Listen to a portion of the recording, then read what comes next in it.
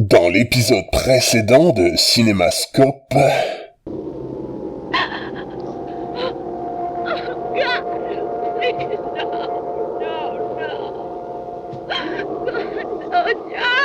Cette fois-ci, il sera question d'un film presque conceptuel, il sera question de The Incredible Shrinking Man, ou L'homme qui rétrécit en français, ce qui est un titre beaucoup plus grivois, il me semble, mais cependant, on peut faire remarquer ceci, c'est quelque chose qui nous pend au nez à tous en tant qu'être humain. Il y a un moment ou un autre où notre corps commencera à nous abandonner, nous allons soudain continuer à rapetisser. C'est quelque chose qui arrive dans la vie de tout être humain, et il est évident que cela se passe parfois de manière post-mortem, et ceux et celles qui entre nous espèrent un jour arriver à un âge canonique seront certains d'un jour voir la hauteur de leur système corporel baisser. Il sera donc ici question d'un film de Jack Arnold, le spécialiste du film de science-fiction à effets spéciaux. C'est très dur à dire, surtout avec un masque. Le spécialiste du cinéma des effets spéciaux, Jack Arnold. C'est un homme qui avait fait quelques films de science-fiction, comme, je ne sais pas, moi, Le Météore de minuit, ou ici, L'homme qui rétrécit. Il sera question de tout cela dans un épisode d'une émission de critique cinématographique venue de Belgique qui s'appelle, je vous le rappelle, Critique en Cinémascope.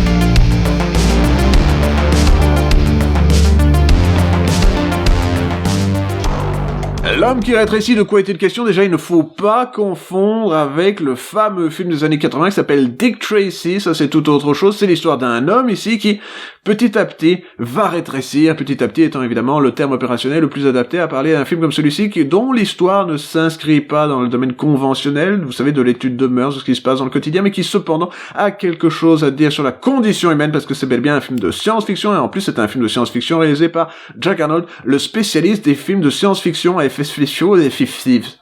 Et ici, on peut considérer qu'il est au top de sa capacité. Alors, je vais vous résumer le scénario de manière très simple. C'est l'histoire d'un homme, parfaitement normal, qui soudain se retrouve sur un yacht. C'est parfaitement normal. Il est en train de se discuter avec sa petite amie, peut-être même sa femme, parce qu'on est dans les 50s, et qu'il est en train de dire « Ah non, je vais pas aller chercher les bières, sauf évidemment si tu fais à manger. » Il fait « Mais évidemment, je sais faire à manger, je suis un homme. En tout cas, je vais attraper la nourriture qui est nécessaire. Je viens de voir un moustique. » Non, viens ici que je t'écrase avec mon gigantesque pouce. Je l'ai eu. Ça ne se voit pas à la caméra. Merde! Toujours est-il que ici, ce que vous avez, c'est un film où soudain, vous avez un homme et une femme qui sont en train de discuter. Ah, mon chupinou, et qui c'est qui va chercher la bière? Il fait, mais va chercher la bière. Et par chance, il a décidé d'envoyer sa femme dans la cuisine pour faire des tâches ménagères, ce qui nous rappelle évidemment que c'est les années 50 et que voilà, on se retrouve dans cette situation où soudain, il est puni par la nature, car il est en train de passer à travers un banc de brouillard. Il me semble que c'est la manière dont on dit, ce n'est pas un banc, qui est physiquement un truc sur lequel on peut s'asseoir, qui serait fait de brouillard, ce qui serait très très science-fictionnel, mais voilà, on se retrouve dans une situation où il est en train de passer à travers un truc et oh non, il en sort, il est couvert de petites paillettes dont on ne sait pas précisément ce que c'est, sans doute ce que c'est de l'aluminium, et qu'ensuite il se rend compte qu'il est couvert d'une peinture qui me semble être dorée, comme pouvait se targuer de l'être l'ange dans Barbarella, dit-il sans nécessairement savoir pourquoi, et que voilà. Et alors il se nettoie, mais il ne sait pas en quelque sorte qu'il vient d'être recouvert par une substance dont on ignore ce que c'est précisément au début, mais qu'on sait qu'elle est radioactive et que, oh non, c'est en train de changer sa structure cellulaire et sa structure cellulaire, sa texture cellulaire. C'était plus correct comme ça. Et qu'on se retrouve dans une situation où soudain, quelqu'un est en train de critiquer un film en disant beaucoup de fois succédemment, dans une situation. Et l'homme, il devient de plus en plus petit à petit, car il est dans l'homme qui rétrécit, ou comme les Américains l'appellent, The Incredible Shrinking Man! Ce n'est pas très dur d'annoncer un titre en anglais, il suffit de faire un peu plus long et vous savez, plus WWE. Quoique non, si c'était annoncé comme un truc de la WWE, ce serait probablement genre The Incredible Shrinking Man! ou un truc comme ça. Ce qui m'a pas l'air être une mauvaise imitation du style d'annonciation des gens de la WWE. Toujours est-il que c'est un film de 1957, réalisé par Jack Arnold, le fameux spécialiste des films fan-fiction et fif-fif. C'est produit par Albert Zucksmith, fameux producteur de films qui avait un nom rigolo, sur base d'un scénario de Richard Matheson pour l'Universal Pictures. Alors c'est un film qui a joui, tant mieux pour lui, d'un budget de $750,000, c'est-à-dire 0,5 milliard. Je sais pas pourquoi cette blague très très bête m'amuse, mais toujours est-il que voilà. C'est donc un film qui a la particularité d'être écrit par Richard Matheson sur base d'un scénario de Richard Matheson qui avait lui-même écrit le film, mais aussi le livre qui va avec tout ceci, car il faut imaginer qu'à une époque, vous savez, les films de science-fiction n'étaient pas juste des gigantesques bordels qui étaient censés être des produits afin que les gens achètent des films pour qu'ils aient ensuite la possibilité de consommer les produits dérivés ou peut-être même de s'intéresser aux suites et aux spin-offs d'univers cinématographiques. Non, les gens, ils avaient quelque chose à dire sur la condition humaine parce qu'ils étaient des auteurs, j'allais dire des auteurs, mais ils étaient des auteurs de science-fiction, c'est certain, et les auteurs de science-fiction, c'est certain, qui avaient la particularité d'avoir quelque chose à dire sur ce que l'humanité pouvait considérer comme être ces étranges idées futuristes qu'on pourrait considérer un jour comme être de notre quotidien. Alors ça, c'est pas exactement ça, c'est plus la case Twilight Zone, ce qui est intéressant d'ailleurs, car il a écrit pour Twilight Zone, et qu'il a aussi écrit, si j'ai bon souvenir, Richard Matheson, I Am Legend, le film que décidément, à l'époque, il sonnait beaucoup mieux quand c'était Vincent Price qui était dans le rôle principal et pas Will Smith. Vous savez, l'homme qui a inventé la Nintendo Switch. Et que voilà. Donc, il a aussi écrit beaucoup des scénarios de Star Trek. C'était un type qui était compétent dans le domaine de l'écriture de scénarios, autant que dans le domaine des romans de science-fiction. Et j'ai lu I Am Legend, et c'est un vraiment beau livre. Alors, je sais pas pourquoi je vous parle soudain de bouquin dans cette incroyable émission de critique cinématographique, mais c'est un livre qui fait penser que l'évolution existe, et en plus, il arrive à vous le démontrer par l'idée de bizarres vampires que, voilà. Les films qui sont tirés de I Am Legend ne sont pas à la hauteur du bouquin I Am Legend. C'est ça, sans doute, que je voulais dire à la base. Surtout si vous avez vu le film avec Will Smith, vous avez une vague idée que, voilà, c'était un mauvais film, mais qui avait préfiguré Batman v Superman, ce qui n'est pas une mauvaise chose. Donc, on se retrouve dans un film qui, certes, est réalisé par Jack Arnold, Philippe des 50s, et que voilà, il faut savoir que c'est un homme qui est né en 1916 à New Haven, dans le Connecticut. Il est né même le 4 octobre, pour peu que vous vouliez lui souhaiter un centenaire posthume, parce qu'on est assez proche, 101 ans, en fait, il aurait eu, si je me... Je me pose toujours la question avec les bébés, est-ce que quand on compte qui sont nés, est-ce que ça compte pour le 0, est-ce que ça compte pour le 1? Donc, en 1917, il aurait eu sa première année. Vous auriez pu lui souhaiter un centenaire posthume. Je finis par retomber sur mes pieds. Alors, toujours est-il qu'ici, dans une situation où un homme est en train de faire une critique de cinéma sur le cinéma du YouTube en disant beaucoup de fois, on est dans une situation, c'est certain, mais que c'est un homme qui était spécialisé dans l'idée de réaliser des documentaires. Il avait été, il voulait en tout cas devenir pilote dans la WW2, c'est-à-dire la World War II, et qu'il a ensuite été, dirigé un peu vers une voie de garde. Oh, mais t'aimes bien la technologie, t'as envie de voler, fais du cinéma. Il a cédé. Et puis après, oui, il a fait du cinéma, et ça l'a très bien servi, car il a gagné un Oscar du meilleur documentaire pour With These Hands, qui était un film. Je me suis en train de me demander si j'ai perdu mes clés, mais non, elles sont dans ma poche. C'est juste que ma poche est plus grande que d'habitude. Et c'est le genre de détail que je ne devrais pas dire dans une vidéo. Les gens se demandent, est-ce qu'il est devenu fou? Est-ce qu'il est absolument capable de parler d'absolument n'importe quoi d'un air enjoué en étant capable de faire du sens avec ce qu'il est en train d'énumérer? Et la réponse est bien entendu, oui, je suis un grand spécialiste de la vidéo sur Internet. Donc, il a gagné un Oscar pour With These Hands en 1950. Il rencontre un grand succès dans le domaine du film de science-fiction dont It Came From Outer Space en 1953, Creature of the Black Lagoon en 1954. Il se spécialise dans la TV dès 1959. Alors, vous avez ici des performances de gens que... ouais, c'est des acteurs, ils sont parfaitement compétents, hein. Aucun d'entre eux n'a fait une carrière absolument extraordinaire dans le domaine de la filmographie, de la cinématographie, n'a jamais eu, aucun d'entre eux n'a eu une filmographie particulièrement intéressante, dit-il en retombant sur ses pieds. Vous avez dans un rôle Grant Williams, j'imagine que c'est le protagoniste, j'ai oublié totalement son nom, Randy Stewart dans le rôle de un autre personnage que je reconnaîtrai quand je serai bizarrement en train de monter la vidéo, April Kent dans le rôle de la femme qui s'inquiète, que décidément elle s'inquiète parce que, voilà, c'est une femme des années 50, mais qui en plus d'une certaine manière, on peut dire que, d'une certaine manière, elle fait partie d'un gigantesque complexe de l'homme qui rétrécit, qui n'est plus assez grand pour se dire qu'il était plus grand que sa femme et que soudain elle devient, en quelque sorte, une espèce de figure mythique, de géante, comme ça, qui va dans des intérieurs.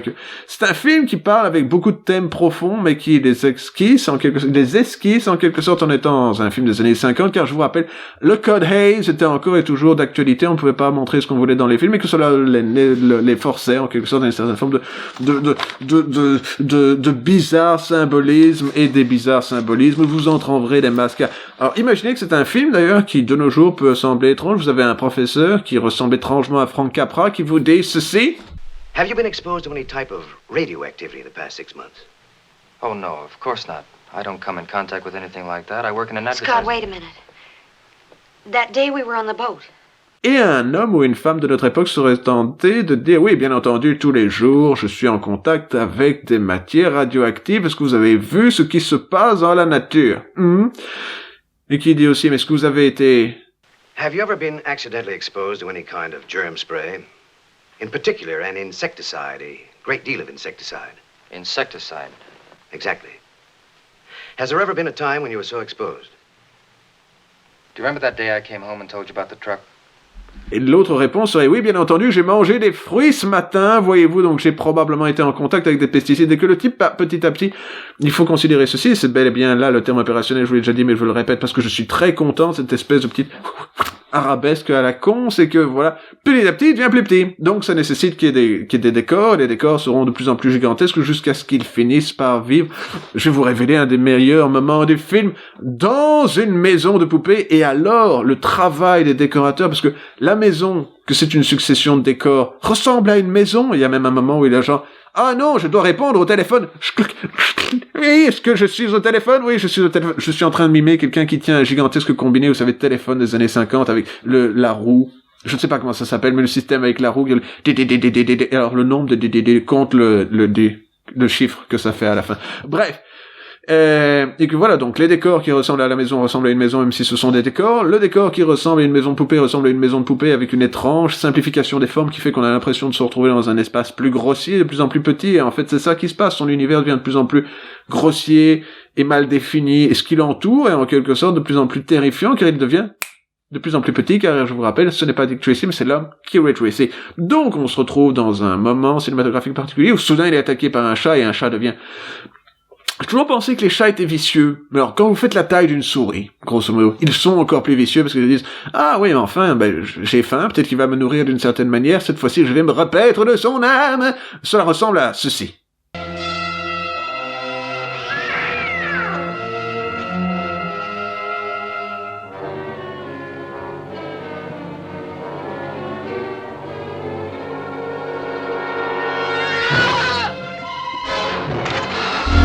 Un combat pour survivre dans un univers quotidien. Alors, il se passe des choses et des machins, je vais pas aller nécessairement vous en parler, mais il devient, en quelque sorte, et c'est là qu'on rentre dans des petits spoilers. Alors, j'aurais préféré que vous regardiez le film, mais il me semble judicieux de vous parler de la coloration, que l'intégralité de ceci, c'est que il devient fort petit, et alors il dit, que c'est bien mignon de parler de la valeur humaine, mais quand on fait 15 à 25 cm, ce n'est pas énorme, et que alors on peut difficilement parler de dignité, des choses comme ça. Donc, la science-fiction, déjà, à une époque, s'était tirée d'un livre d'auteur qui avait quelque chose à dire sur la condition humaine, et que, l'idée d'un homme, ou d'une femme, ça n'a pas beaucoup d'importance, qui rapetissait jusqu'à ce qu'il soit, à une taille réduite par rapport à la société, déjà, ça veut dire que vous êtes un freak, vous ne pouvez pas sortir, vous n'êtes pas exactement un freak comme dans le film de Browning, mais vous êtes bel et bien un monstre, vous ne pouvez pas nécessairement parler aux gens sur un pied d'égalité parce que vous êtes fort plus petit, et qu'en plus, en ce qui le concerne, c'est un étrange, c'est une weird tale, ce qui est en train de se passer pour lui, car c'est presque un Tales from the Crypt, c'est qu'il est en train de subir un scénario de la Twilight Zone, donc vous imaginez l'intégralité de cette plaisanterie, et petit à petit, il finit par s'en accommoder, il rencontre une femme que c'est une naine, elle est en quelque sorte, c'est une personne de stature diminutive, voulais-je dire, qui est affligé par le nanisme, bien que ce ne soit pas une affliction, imaginez des choses comme ça que l'on doit dire, parce que nous sommes maintenant dans une époque particulièrement politiquement correcte. Je ne connais même pas le mot politiquement correct, c'est dire. Cela vous dire qu'on va avoir des ennuis dans le futur. Toujours est-il que voilà. Et que le problème qu'il a soudain, c'est qu'il se rend compte, et c'est une idée assez étrange, que il est en train de rapetissir, qu'il est en train de devenir plus petite qu'une naine, et que, ah non, et alors là c'est trop, et alors il devient absolument fou, mais devient-il absolument fou, et est-il terriblement tyrannique, d'une certaine manière, afin de continuer cette espèce de domination sourde de la femme, qu'est le mariage, car voyez-vous, il est marié, car c'est un homme des années 50, et qu'il y a bien des thèmes qui sont ici explorés, vous pourriez être intéressé de voir. Je pense que la fin, en quelque sorte, et c'est là maintenant que vous pouvez décider de regarder le film avant de repasser vers cette portion qui, c'est certain, sera assez étrange, c'est qu'il devient tellement petit qu'il devient, un peu comme l'homme fourmi à l'inverse, un homme qui comprend l'univers et qui devient alors capable de partir dans des incroyables des splitch, c'est un nouveau mot que je viens d'inventer, des splitch de 3 minutes sur « Oui, et Dieu ne voit personne comme petit, car chacun a sa place dans l'univers » et trucs comme ça. C'est un peu là que le film me perd, parce que je l'imaginerais qu'on pourrait penser, c'est certain qu'à un moment, ils deviennent tellement petits qu'ils passent à travers les atomes, plus que d'avoir, genre, la sensation que chaque atome de l'univers a sa même égalité face à un créateur qui regarde tout et qui fait genre « Ah ouais, ce mec-là, il fait genre 5 cm et demi maintenant, si ça c'est pas lol. » Bref. C'est un peu la question qui se pose avec ce film, c'est que c'est un film de son époque. En 1957, il est évident qu'il était particulièrement difficile de faire les effets spéciaux subatomiques qu'il y a dans L'Homme Fourmi et des choses comme ça, parce que voilà. Est-ce que c'est un film que je vous recommande? Je vous le recommande chaudement. Alors, c'est un film qui est très étrange. On peut dire qu'à l'époque, le cinéma avait quelque chose de particulièrement cossu qu'on ne retrouve plus de nos jours. C'est la capacité de construire des décors, et que vous vous retrouvez soudain à voir des objets du quotidien, mais genre super méga grands, et que le type il est genre je suis dans un décor, et il y a des magnifiques effets spéciaux. Je tenais à présenter ceci quelques instants. C'est les premiers effets de post-processing de cette taille et de cette incroyable volonté esthétique.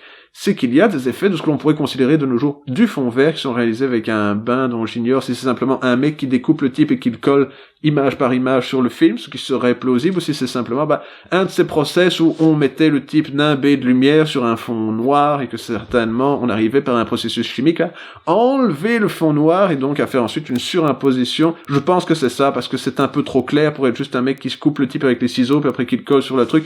Il n'y a pas ce côté jumpy que vous avez quand cet effet-là est utilisé, un effet qui sera même utilisé dans le Superman de Richard Donner. Il y a quelques plans sur fond vert pour un film qui a été réalisé de manière non digitale, c'est absolument extraordinaire. Bref, imaginez ceci, l'intégralité de ces effets existait déjà en 1957, à une époque où il n'y avait pas d'ordinateur.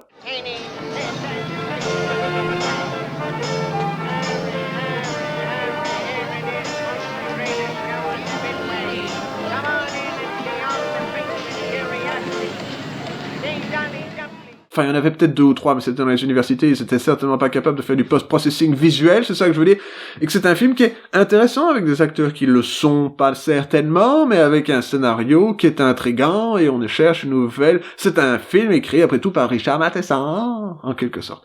C'est un film, il mérite d'exister, il est disponible pour vraiment pas cher chez Universal dans la série Universal Classics, où ils vous vendent des films qu'ils considèrent être comme des vraies merdes à 5€, mais que celui-ci est un film classique, un grand classique du cinéma fantastique des années 50, aux effets spéciaux toujours saisissants, comme le dirait Henri Sapier. Je ne sais pas s'il est encore vivant, mais comme l'aurait dit Henri Sapier, dit-il en étant soudain très vieux. Dans le prochain épisode, Critique en cinémascope, il sera question, je ne sais pas moi. Ça va faire 2 films un peu science-fictionnels que l'on voit de suite, l'histoire d'un homme qui revient du Vietnam, l'histoire d'un homme qui devient soudain très petit, ce qui n'aide pas son mariage.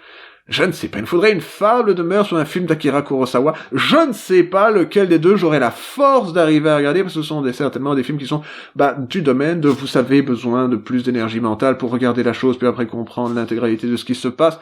Bref, dans le prochain épisode de Critique en cinémascope...